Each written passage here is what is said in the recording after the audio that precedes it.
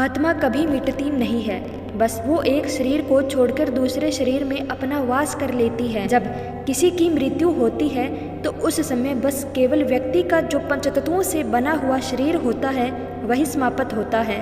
अब जब ऐसी स्थिति हो जाती है तो एक सवाल हम सभी के सामने यह आ जाता है कि जब सिर्फ शरीर का ही नाश होता है तो उसमें बसी जो आत्मा है वो कहाँ जाती है। अब इसका उत्तर जानने के लिए हमें गरुड़ पुराण के पन्नों को थोड़ा पलटना होगा। जब किसी व्यक्ति की मृत्यु हो जाती है तो उसको लेने के लिए यमलोक से 2 यमदूतों को भेजा जाता है।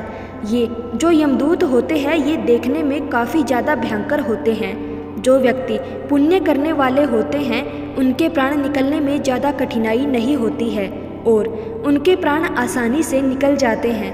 लेकिन जो ऐसे लोग होते हैं जिन्होंने पुण्य नहीं किया होता है और जीवन भर पाप किए होते हैं उनके प्राण बहुत ही मुश्किल से निकलते हैं और जब उनके प्राण निकलते हैं तब उन्हें काफ़ी कष्ट झेलना पड़ता है।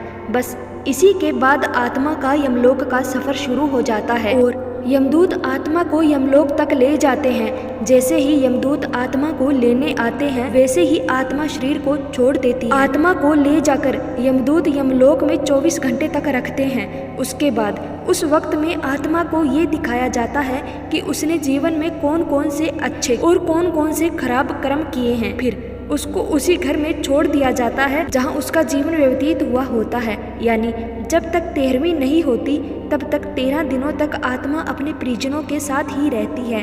जब 13 दिन पूरे हो जाते हैं उसके बाद फिर से आत्मा को यमलोक के लिए रवाना होना पड़ता है। काफ़ी समय तक यातनाएं झेलने के बाद विभिन्न योनियों में उसे नया शरीर मिलता रहता है। इसलिए जब किसी मनुष्य की मृत्यु होती है तो लगातार 10 दिनों तक पिंडदान निश्चित रूप से करना चाहिए। 10वें दिन के पिंडदान से सूक्ष्म शरीर को चलने फिरने की शक्ति मिल जाती है।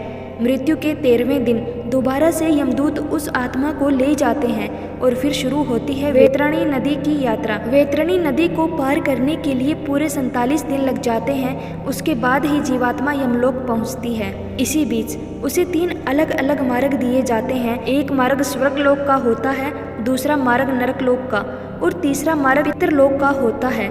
अब इनमें से किस मार्ग पर आत्मा को भेजा जाएगा ये व्यक्ति के जीवन काल के दौरान किए गए कर्मों के द्वारा ही निर्धारित किया जाता है। फिर जब आत्मा पाप और पुण्य का जो निर्धारित समय होता है उसे भोग लेती है तो उसको फिर से दूसरे शरीर की प्राप्ति हो जाती है।